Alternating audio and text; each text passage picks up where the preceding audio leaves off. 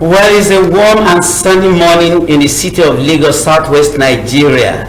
My name is Banji Busari. You are most highly welcome to a fresh edition of our program, Summit. Yes, Summit, a program that actually updates about the current issues, what's actually trending within Nigeria and across the globe. You are welcome. Today on the program, before I say that, well, Jumoke again is continuing with her assignment. She's not here, so but be assured that next Wednesday, that's in the next 2 days, Jumoke will be joining me on the program. Yes, today on the program we're actually looking at the rising cases of rape in this country, and questions are being asked across the country whether women, or let me say female gender, have actually become endangered species in this part of the world. There have been so much talk about rape over the years, over the decades, but the case of Omazua, that's Uwa in Edo State, actually brought several issues to the fore, and questions again are being asked. Why does it have to take that case for everybody to rise at the same time, talking about rape as if it has never happened here before? Yes, we've probably lost count of the number of rape cases since I was growing up, and if I ask my guest, she may not actually be able to put a number to the right to the number. That's a reported and unreported cases. Yes, even in the last 2 weeks, several cases I learned reports said over 25 were actually reported. So what are we talking about? So we're saying that we are not discussing a fresh topic, but we're looking at a fresh angle to it. Have women actually become endangered species? Well, of course, you know, we don't do it alone on this program. We get qualified, eminently qualified people to actually x-ray the issues. And today is not going to be different. Today I have on the program someone well-informed, well-educated, somebody who has actually led other women, that's journalists, former chairperson Nawoj, Lagos State. I'm talking about Mrs. Tino Odugbemi. Of course, Mrs. Odugbemi is also known because she's the executive director of Head High International, an NGO reputed for actually spearheading cases of widows, parents, women, and then children on the streets. That's what she's been doing for so long, and she's got so much reputation for doing such a very, very good job. It's my pleasure to actually bring her on to your screen this morning because she's our guest, Mrs. Odugbemi, Tino Odugbemi. It's our pleasure to have you here. Thank you for bringing me on here too. And we'd like to thank you because each time we invite you, you are there for us. Thank you for May the good Lord support you in all your activities. Amen. Thank you, and you too. It's no longer news that the rape cases are probably a daily occurrence in this part of the world, and a lot of people will actually brush it aside. What is so special about, yes, women rape and all that? But the recent case of the microbiologist undergraduate of the University of Benin, Uwa Vera, actually brought the issues concerning rape in this country to the very, very fore, and the people high and low are discussing it. But let me ask you, just as I said in my intro, why is this one different from the ones that have been happening? Thank you for asking. So it's really sad because when you consider it in the last 1 month, it would be as if we have been having a harvest of rape cases.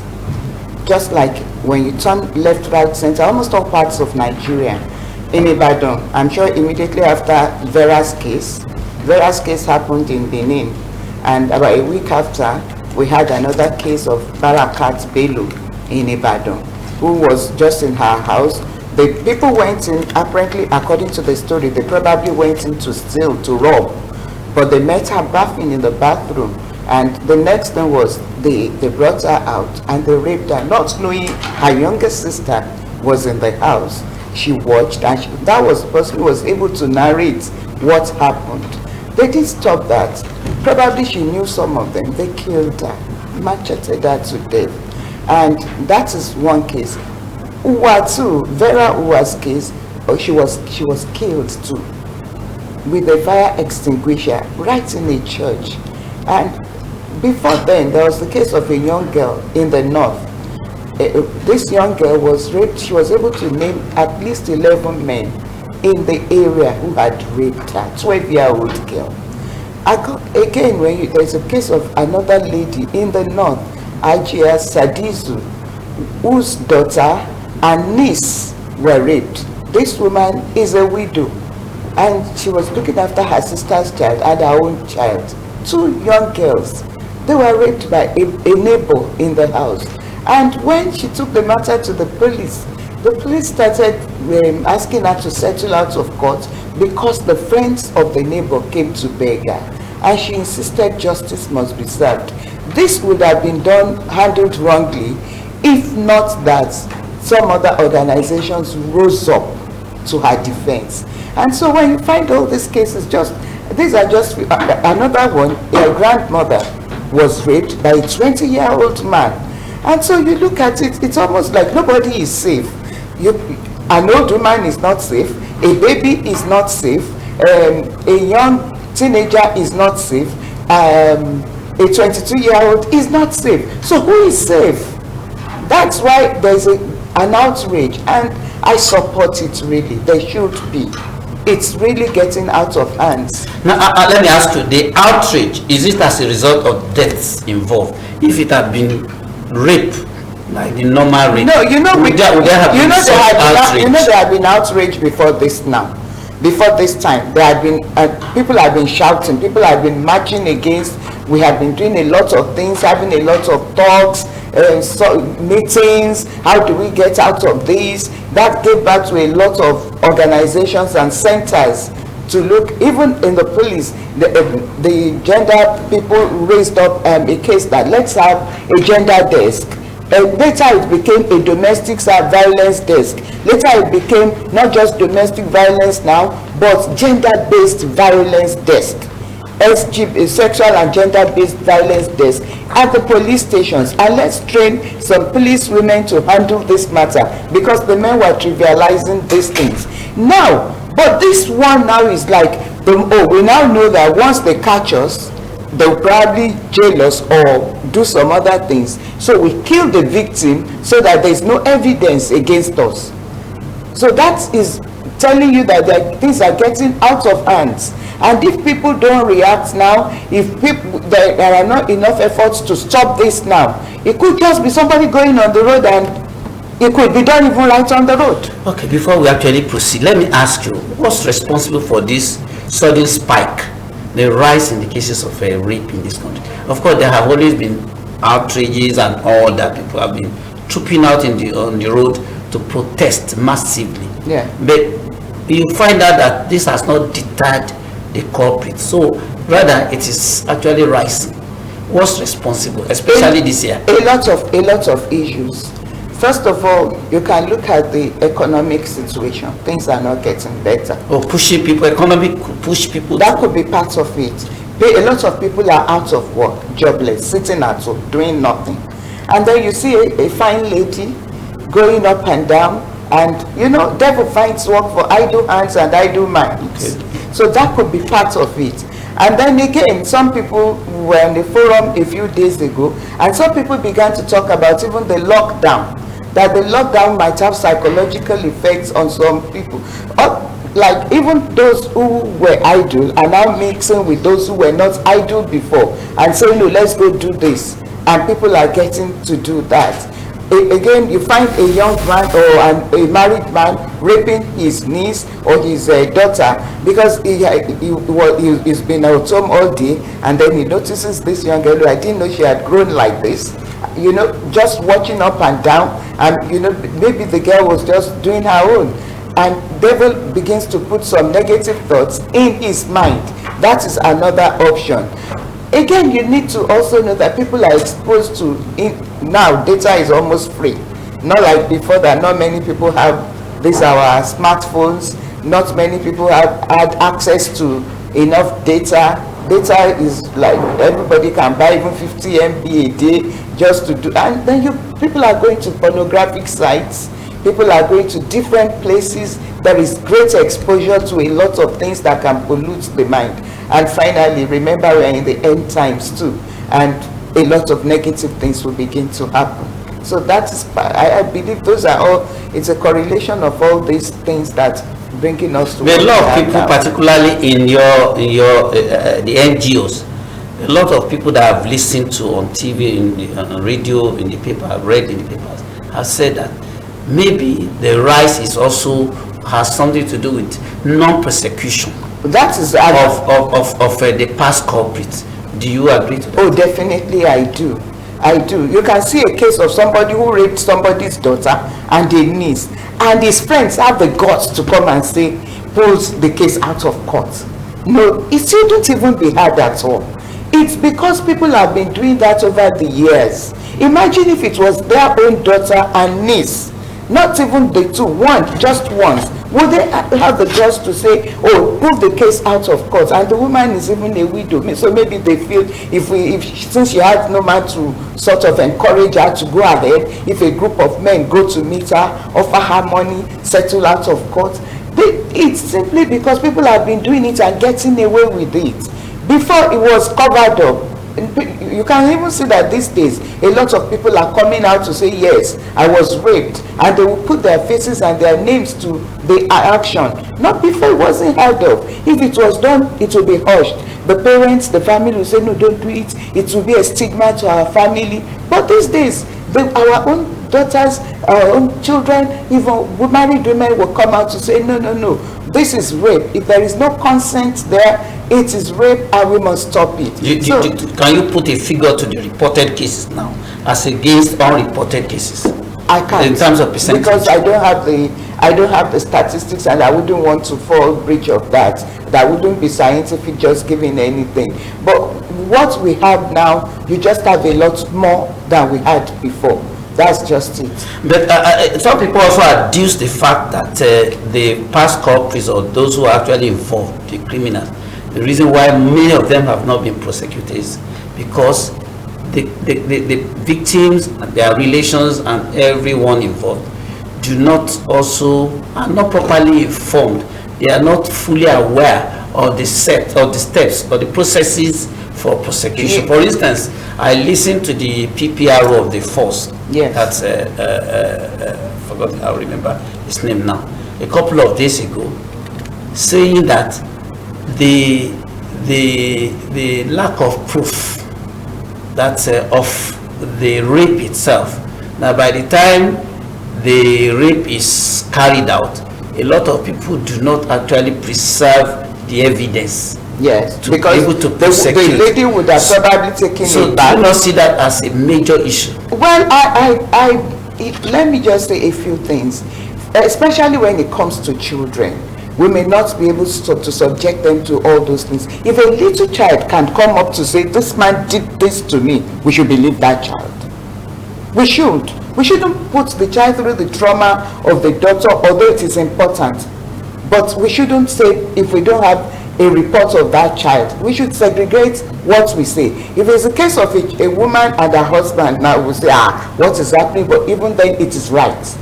Then there is a case, again, the case of a young girl who accuses another person. That's one, people will say, oh, where's the evidence? It's a word against his, who saw it and all that. And that is one law that we need to change. We need to find a way to see how to save them, because the victims they still continue to be the victims. They have the onus on them to prove that they were raped. They have to go to a doctor who will examine them, put in a spatula into the vagina, a lot of things. The clothes have to be examined, the picture have to be, it's almost like going through the process again. You act it out, how it happened. Meanwhile, the man who committed the offense, or the men, don't have to prove otherwise. Instead, their lawyers come and begin to use legal processes to accuse the real sufferer that she must be at blame. And so these are some of the things that we need to sit down and go against. Again, we also need to stress that a lot of NGOs have been doing a lot of work on educating women. on how to get out of this. Now you have helplines. People can now come forward and say, this happened to me almost immediately. And they come quickly to say, oh, hold it, don't do that. We're coming over, we're going to advise you on what to do. So people come, and a lot of them are lawyers, or they have lawyers enlisted. A lot of these NGOs have lawyers enlisted with them who are willing to take the case pro bono for them. And so that is why you also have rising reported cases now too. For argument that young children, the girl child may not necessarily be made to go through this obtaining the evidence and all that. There was a case of a young man, about 16 years, who was falsely alleged to have raped. And this actually came to the fore 5 years after he had served his sentence. The young lady came and said, no, it was not true. No, do you not think, even at the point of allegation, the young girl must also, there must also be proof that the young girl was actually violated or all that? Okay, fine. Everybody can go through it. I'm not against that totally. But let us also know that when a minor comes, it depends on the age. The one you're talking about was not exactly the kind of young child I was I'm describing here. This case, I think the child was about 13 or 14. She is still a minor, but not compared to one who is 6, 7, 8, 9. And then you make them to go through so many things. That's a different case. I think that case, it was between that lady and her auntie who decided to fabricate lies against this particular man. There are exceptions to every rule. There are. But let's remember that rape is very traumatic. Rape, it's a psychological thing. The psychological effects on the victim, on the person raped, there are many. Can you share an experience, a particular experience? Okay, let's look at some of them. Number one, part of it is that let's take the case of, I don't know if I should mention this now, a popular actress who just came out after many years to write a story. Last year. Yes, that she was raped, she was defiled, she was raped, she had a child, then she was forced to marry the man, then she had the child, and after having the child, she got widowed, and then she was gang raped again. So it takes somebody mature to go through all that and still be able to continue living a life. Many cases, people who have suffered through this, they get withdrawn. You find them exhibiting some actions. If you don't know their story, you will blame them. You will begin to say, what is wrong with this one? But they have gone through a lot in life. Some of them, they shy away from marriage because they cannot release themselves again. And those who marry, it becomes an issue between husband and wife. And so you find that there are several things. Some of them, they reenact the scene over and over again. The way they were crying during that time, what happened after. And don't forget that it's just now that parents are beginning to say it wasn't your fault. Initially, if you should say such a thing happened to you, the mother would even beat her more. She may have told you, don't go out alone in that area. See what you've been wearing. Now you see a lot of blame is shifted upon the woman or the girl. And it has a lot of psychological effects. And I believe now, thank God for the way people are coming up. And we need stiffer penalties. And you need stiffer legislative approaches and all that. But people again are saying that after this outrage and all this noise must have been made, everything as usual will subside, and everybody will go back to his work. I've seen high-profile men and women join the protest, but after a couple of days, everything will subside again. Is Uwa's case, like Baraka's case, like other cases you've cited, are they not going to go the same way? Not this time. I don't believe so. I don't believe, not this time. But there can't be legislation overnight. All right, Ekiti State has passed a legislation. Ekiti State has just passed a legislation now. It just this past week. and other states are going to follow. I believe Lagos State already signed that criminal code, and something else will be done. The Mirabel Center in Lagos State came out of this too, and it's gradual. We should thank God for the way things are evolving.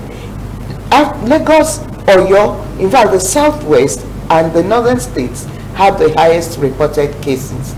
And so if we find something happening, if the Lagos State governor a few days, was it yesterday or 2 days ago, led a group of people to say on a campaign to say no. All of them, they went on a walk to say no. Whereas high profile people, this one is a governor. And we believe they will take it a little further with the House, and we could have something else being done. Remember, the House of Representatives is also talking about this too.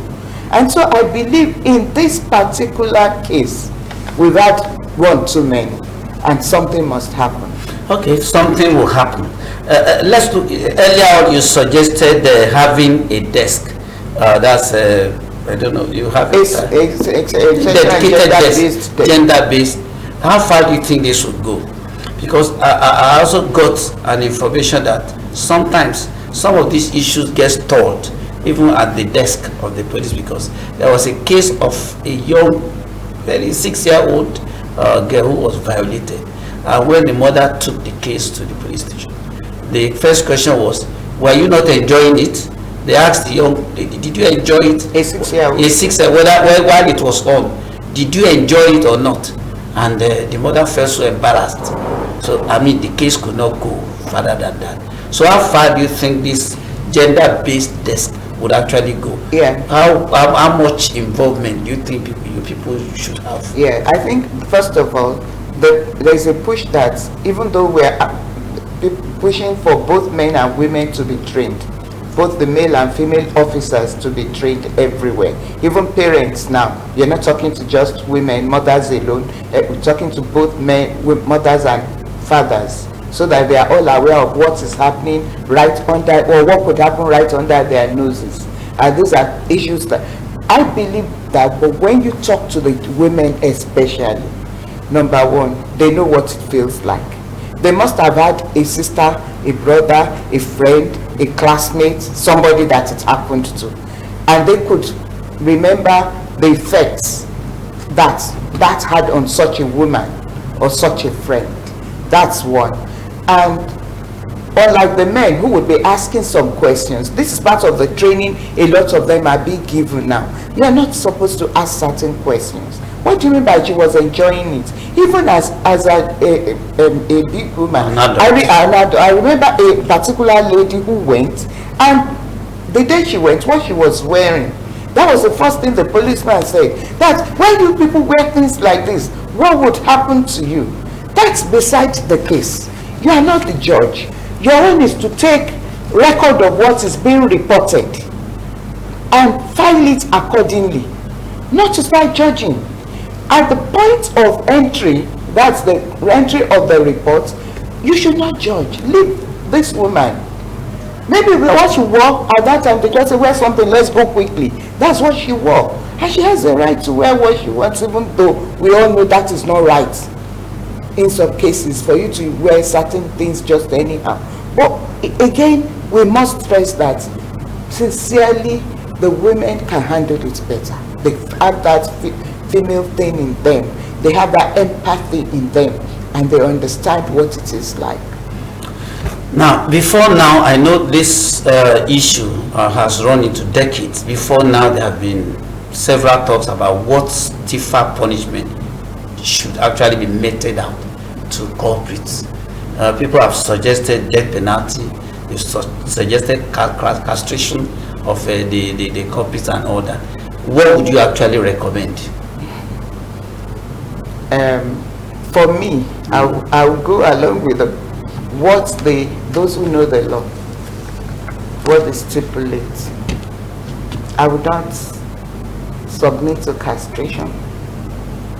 Neither would I say death penalty, even though I support stiffer penalties. But I would say justice must be surely done. Where a person has been killed, then of course, you know, that goes beyond rape, it's murder.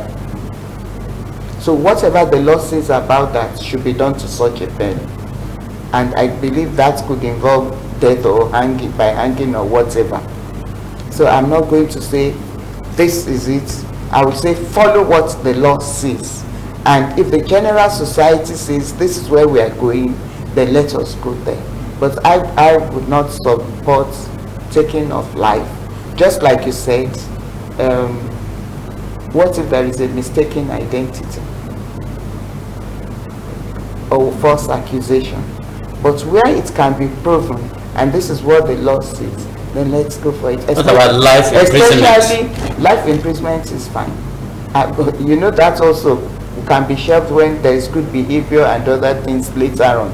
But if there has been life lost in a particular case, as we have seen now, Barakat Bello, Vera, and a few others who would be killed, who have been killed, then in that case, whatever the law says, let us follow that. You just spoke about the psychological trauma that the victims are made to go through, some of which could lead to death. Yes. Now, does that mean the punishment could be mild if deaths are not recorded? Not mild. Not mild. Let me tell you something. Even this lockdown has shown us that when you are tied down to a particular position, it's not easy. You can't go out of your house. And even right in your house, you still have a lot of luxury within your house. And you were prepared for it. So that's different. Even within that restricted freedom on its own, along with whatever would be done while in prison, it's a severe punishment. And where somebody has been murdered, if they say life for life, whatever the law says in that respect, let us follow it. Now, if you ask, we do not have a legal practitioner here, yes, but legal practitioners would tell you that it is not for want of legislation or proper legislation that the culprits, no, I mean the culprits have not been prosecuted in the past. That we have enough provisions in our constitution, yeah, and our law books and all that. So why is it that it's difficult for this culprit to actually get prosecuted? You've just spoken about Ekiti State. Must it take Ekiti State to come up with a legislation? What about the ones that are already in our penal code? Are they not sufficient to actually try and sentence those who are currently? I'm talking about the states who are yet to pass the legislation. Even right now, are there no sufficient provisions in our law books to prosecute? That's why we're asking that we put more women in the houses of assembly, in the House of Representatives, and in the Senate. It's only women who feel what we're talking about when it comes to rape. Men get raped too, but not as much as we have with women, and probably not being reported as much. A lot of male children are being raped too. Okay. Yes. So it's not just women and girl children that are, yeah, but endangered. Even our boys too. Yes, at home. We've had cases of house girls who rape the male children at home. We've had cases of uncles who introduce their nephews at home to what do you call it, homosexuality and a lot of other things, masturbation and all that. So in this case, it's not just about women, but women suffer it more. You have more of women involved in this one, especially the gang rape and all that too. You have a lot more, and the cases of women are more reported. Okay. Probably because and you have a lot of women as I don't want to use victims, but as the victims in a lot of cases, you find them. And maybe because it's easier to notice if something has been done to a woman, maybe the emotional aspect of it, young girls will keep crying, get withdrawn, but the boys too, it happens to them. It's just that many cases they are trying to be boys as they have been told to be. And now, you brought something up before then. We were talking before we diverted into that. We're talking about provisions in the... Yes, are the provisions not being followed? That is why we need more women to be in these positions that they can influence what is happening to women. They feel it. like I told you, when you have women police officers, you have the women. We have women in the police. Yes, we have women judges. We have women lawyers. No, FIDA is at the forefront of this agitation. Yes, so FIDA is still there, but what can FIDA do when it gets to where you just lay the case and the final say is what is in the law? We're now talking about the stiffer laws. We're talking stiffer penalties. We're talking about people taking it further. You need people who will sit there. Oh, you remember the case of this child marriage, how it was treated, the first bill presented, how it was treated in the House, because governors are even involved in child marriage.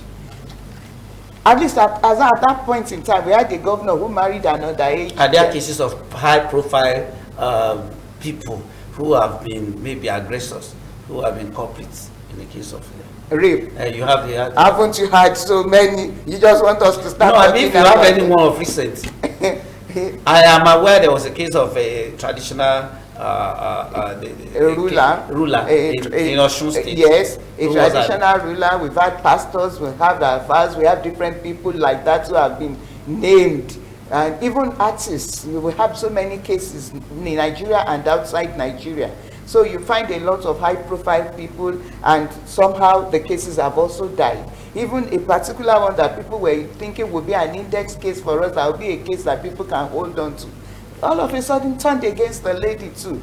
So these are things. So why did it turn against the lady if you are doing enough?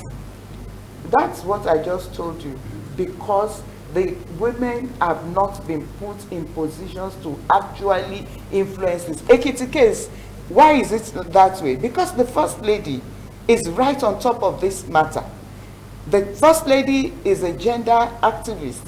She's always been before she got there, and she's continuing with it, pushing the case. She has commented so many times on a lot of things like this. She has taken the matter, she has led rallies when she was with different organizations before she became the First Lady. She's always been on top of it. So it's easier and her husband too used to be somebody like that, a human rights activist. So it's easier to have such people. When you have such people, not only just women, but men who have these issues at heart, then it's easier for people to push that. But when you have a... What's the number you're actually looking at? You're looking at population, are you looking at? Population of women in the police, in the judiciary? The list that we've been asking for is just 33 1/3. 1/3. Are you asking, or you should be the one to provide? I mean, if women do not send their girl children to school, how would they become lawyers? How would they become that is not the That's what we are saying. If they become lawyers, they are fighting this. Do you know the number of NGOs that we have? We can't even tell you, but most of them are led by women. Most of them have women. But you're still saying it's not sufficient enough to, no, I'm just telling push you, your case.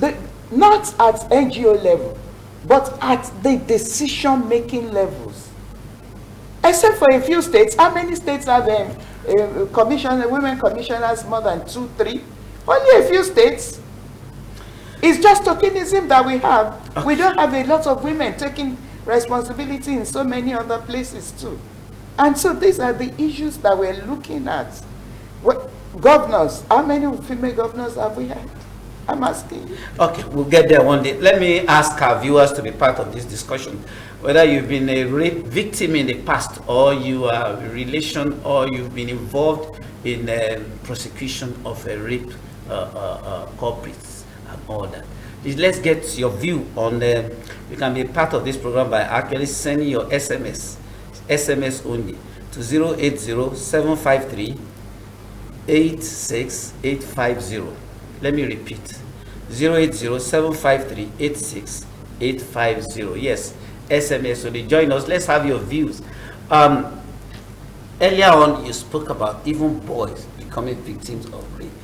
Now, do you not think that the risk rising cases of rape can also be linked to the fact that many of our parents, the background that our children growing, the boy child, for instance, is most often neglected.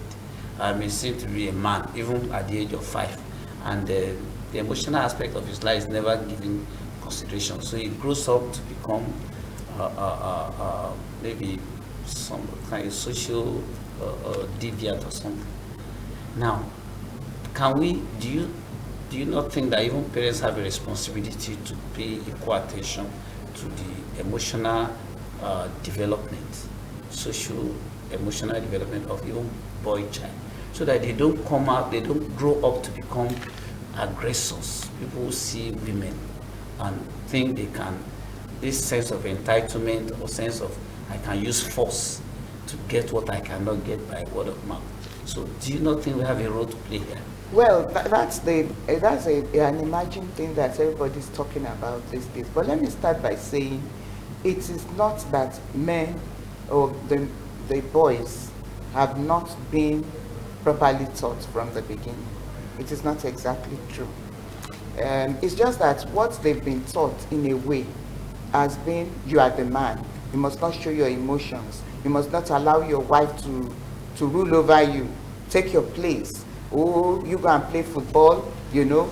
The girl go and wash plates. The girl plays with toys. She begins to nurture how to be a proper wife, a proper mother. The boy holds only the football. And sometimes he pretends as if he's driving into the house. He's the man of the house. These days, when you go to some schools and they act drama, they purposely allow the women to act the drama. Do you understand? They act the part of the men now.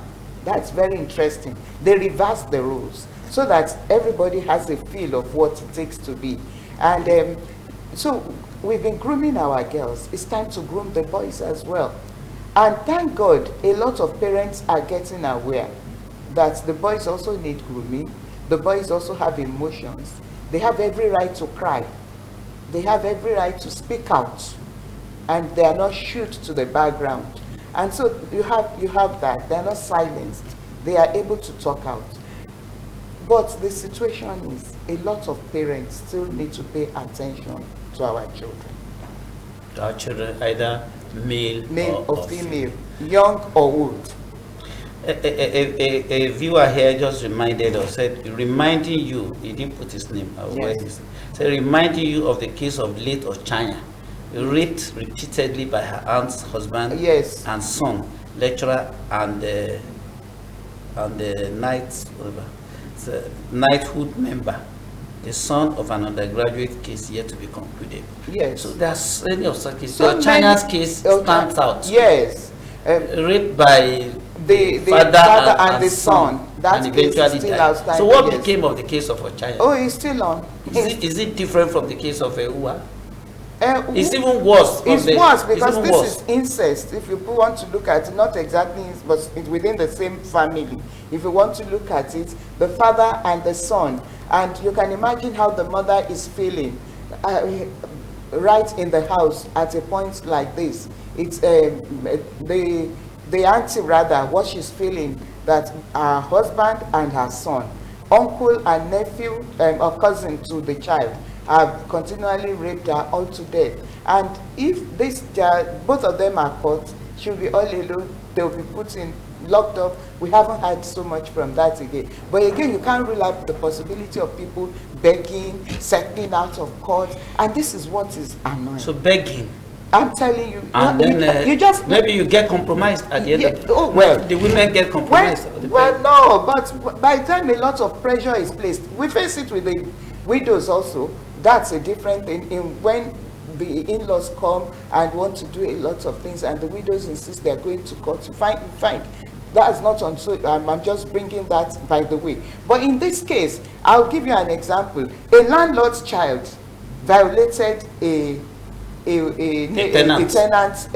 tenant's child, and when the outrage came, people, neighbors, landlords association begged. People came together, oh no, settle it out of court and all that. And then the landlord had the guts to threaten the woman to look for another house. Of course, she would look for another house. Definitely. So what roles do you play in such cases? Have you played any role to actually stop? Not me. I mean, your NGO and related NGOs. Related NGOs stepped in, of course. They stepped in and said, no, this is wrong. This man cannot get away with this. Instead of holding his child, he said that they begged her. She's still insisting. would you just, I'm just telling you how the kind of force that is being exerted on people, especially those who are vulnerable, that this woman does not have a husband, a single parent, living in a house, and then the next thing you can say is, I will throw you out because your child violated her child, and she's insisting justice must be done. So until we raise these levels, that people have places to go and report, and they are assured of justice, you will find. But I thank God that many cases are coming up. You can have that. There are lots of cases being reported. In Lagos, for instance, we have 57 local, 20 local governments and 37 LCDs. Do you think, as at date, how many of such local governments do NGOs actually cover? Oh, I can tell you that most of them, because you have an NGO desk in almost all the LCDs and local government areas now. There's some people who have to travel far to get to that place. It's not every day you go there. It's only when you have cases, and when they call for meetings, you go there. Please limit it to SMS. We don't take calls on the program. Let me quickly take this man. This from one of our viewers. Yes. Say, good morning. Yes. Any man who is caught doing this should be punished publicly and should be jailed. Another person is saying, sex education should be taught to students in the school and their house. And we should also pray to God that we should wipe this rape virus. It's a rape virus, rape 2020. Should wipe it from our community. That's a good prayer too, because there's nothing prayer cannot do. We need to pray, and parents must make it a point of duty to pray for their children, both male and female, regularly. Lay hands on them, pray for them, because you don't know who they are going to mingle with outside. Number one, you have to, apart from your children being violated sexually, they can be violated physically, beaten, and they can be violated by luring them into band gangs. This one is saying, one of my sisters was a victim. It was very hard to forget. She was very angry at herself. She was assaulted. Please put your name down where you're actually sending your messages from. Rape is a criminal offense. Culprits should be made to face the wrath of the law and justice instantly. The ultimate goal is death for the offender. Mr. Martins Bagada here. So people are suggesting death. Well, if we have majority of people, if for instance there's we need to take a decision and people have to vote, and we have a lot of people voting for death, nothing can stop it. Oh, sure. Nothing can. Whatever, as I said, whatever the law eventually says, we will all abide with what the law says. But the thing is, we should not give up on anybody that they can be reformed. We shouldn't. But if that is what will stop it, and that's what the law says, then let it go that way. But again, I would not push for it, because I believe a lot of reformation still needs to be done. But when you look at what happens to a lot of these people who have been raped, some of them, they are almost like living dead. When the way they walk around, they cannot hold their heads high. They cannot, they've lost confidence and esteem in themselves. It's a lot of things as well too. Well, so much has actually been said. I'm happy that the case of Ochaya was raised. Uwa's case, there are Barakas who have actually lost their lives. Yeah, that's Elijah Hadisu's daughter and several others that are not even reported. My worry is even the media is awash with these stories now. Yeah. Now, but after a while, it will no longer be news, and a lot of people will move on with their lives. So, post these issues, these occurrences, what fundamentals must actually be addressed? Let us have first of all, there must be due process on if you get raped. These are the steps you should take. Like, report to the police station. We assure you there's going to be a gender-based desk. Somebody who can empathize with you will be at the desk, and proper training given to such people. When you go to the hospital, and there should be a rape section too for counseling, where they will counsel you, just like you do HIV counseling You do counseling before you get tested and after testing. You understand? There should be things like that in the hospitals as well. And then parents also should be taught on what to do, lots more to do. It's not all about chasing incomes. We have had parents who have sacrificed, especially mothers, who have sacrificed great jobs, high-paying jobs, to stay at home and look after their children. Preservation of evidences and all that. When we come to that as well, there should be things to do about this, laying much of the weight of evidence on the one who has been raped. Much of the weight still lies on to prove that I am innocent. So the burden of proof should not actually, you do not think should be on the rape victim? Not too much. Not too much. We know some cases can be, that's why I said for the younger ones, there should be something said about them. You can't say, okay, lie down, show us how he touched you, show why did he touch, a lot of things. By the time you ask 1, 2, 3 people do that, if they have gone to the hospital, they have gotten a report that indeed this child was violated. The child has been able to point at the person who violated her, him or her. I think we should move on. That's why I said I'm not a lawyer, but I expect lawyers to help us look into that. Okay. So much. You keep calling. I said, please, text messages. I won't be able to pick your call. Please send text messages. Of course, you know we have a tradition on this program. We receive text messages. The calls keep coming in. Please, so we won't be able to take your call. My guest has actually been Mrs. Tinu Dubemi, former NAWOJ chairman, Lagos State, and currently the executive director, Head High International. That's an NGO reputed for widows, issues, parents, and the children on the streets. She's been very wonderful on the program. Taught us a lot. I have learned a couple of new things through, and I know that she's not actually leaving it at that.